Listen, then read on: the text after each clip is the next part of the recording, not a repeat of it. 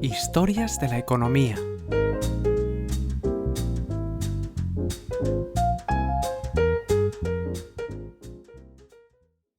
Episodio 20. Mr. Cobre y la manipulación del mercado.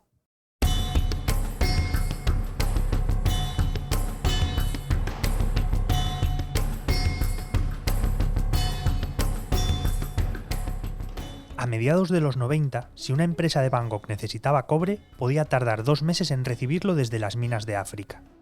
Salvo si se encargaba Sumitomo, que podía lograrlo en 10 días. Eran los reyes del mercado. Pero todo colapsó en junio de 1996. El responsable del hundimiento fue Yasuo Hamanaka, el hombre que también les había llevado a dominar el mercado. Y no era cualquiera. Le apodaban Mr. Cobre, o el señor del 5%, porque se especulaba con que ese era el porcentaje del mercado que dominaba. La cantidad puede parecer escasa para considerarle tan importante. Al final, el 95% del mercado estaba en manos del resto del mundo. Pero hay que tener en cuenta que el cobre es un activo ilíquido, es decir, no se puede transferir con facilidad. Por ejemplo, si se produce un aumento del precio por la escasez de cobre en un país, no se puede solucionar desde otros mercados con exceso de esta materia prima. ¿Por qué? Pues porque mover el cobre desde el almacén hasta el punto de entrega es lento y caro, tan caro que puede acabar con los beneficios de una inversión. Estos desafíos en la distribución provocan que incluso los principales actores solo tengan un pequeño porcentaje del mercado mundial, y hace que el 5% de Hamanaka fuera una cantidad muy significativa.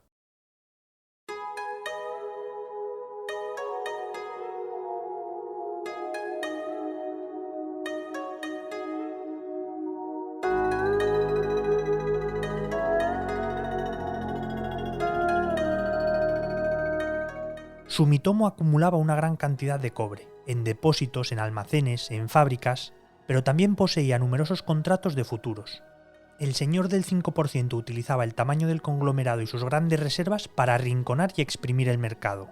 Lo hacía a través de la Bolsa de Metales de Londres, que al ser la mayor del mundo, era la que acababa dictando el precio mundial del cobre. Hamanaka mantuvo ese precio artificialmente alto durante casi 10 años, disparando sus beneficios. En un mercado tan específico y complejo como el del cobre, la mayoría de inversores y especuladores eran conscientes de que Hamanaka manipulaba el mercado, y de que contaba con grandes participaciones tanto en activos físicos como en futuros. Pero cada vez que un inversor intentaba operar en corto, Mr. Cobre mantenía sus posiciones, y acababa tumbando a sus rivales, porque tenía más recursos que nadie. Las posiciones largas de Hamanaka eran invencibles. También se beneficiaba de que la Bolsa de Metales de Londres era bastante opaca y no obligaba a tener informes de posiciones ni estadísticas ni nada. Y claro, los comerciantes sabían que el precio era alto e incluso muy alto, pero no sabían las cifras que manejaba Hamanaka ni el dinero que tenía en reserva. Al final, al resto de inversores no les quedó más remedio que dejar que se saliese con la suya.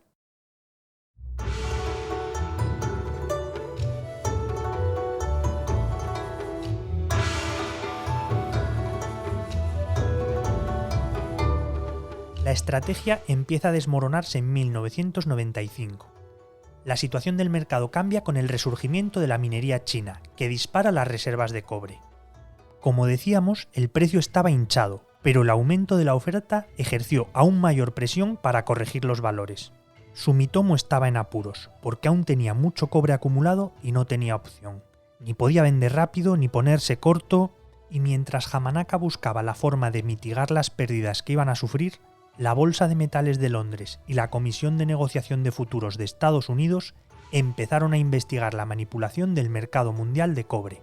Sumitomo reaccionó apartando a Hamanaka, y en cuanto Mr. Cobre desapareció, los bajistas atacaron y hundieron los precios. El cobre se desplomó. Sumitomo anunció pérdidas por valor de $1.800 millones, aunque después reconoció que en realidad alcanzaron los 2.600 millones. Además, el conglomerado acusó a Hamanaka de ser deshonesto, asegurando que sus acciones eran completamente desconocidas para los directivos de la compañía. También fue acusado de falsificar la contabilidad de la compañía durante 10 años para ocultar pérdidas multimillonarias. En aquel mes de junio, la compañía descubrió un sospechoso depósito bancario, y Yamanaka confesó haber escondido ese agujero. Fue declarado culpable y condenado a 8 años de cárcel, aunque se libró de la acusación de manipulación del mercado.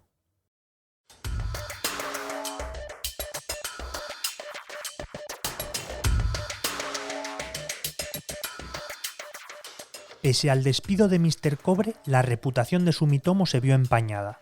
Nadie se creía que el conglomerado ignoraba el control de Yamanaka en el mercado del cobre. Los inversores rivales recordaban que le daban más dinero al señor del 5% cada vez que los especuladores trataban de agitar el precio del cobre.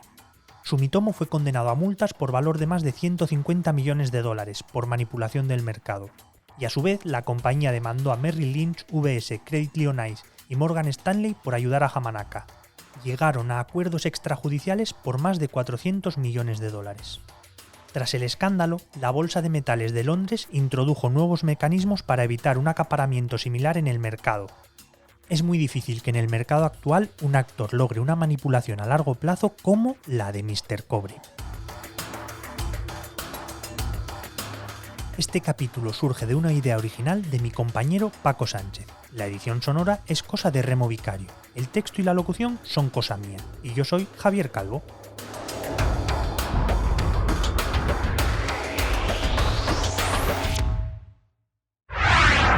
El Economista Podcast.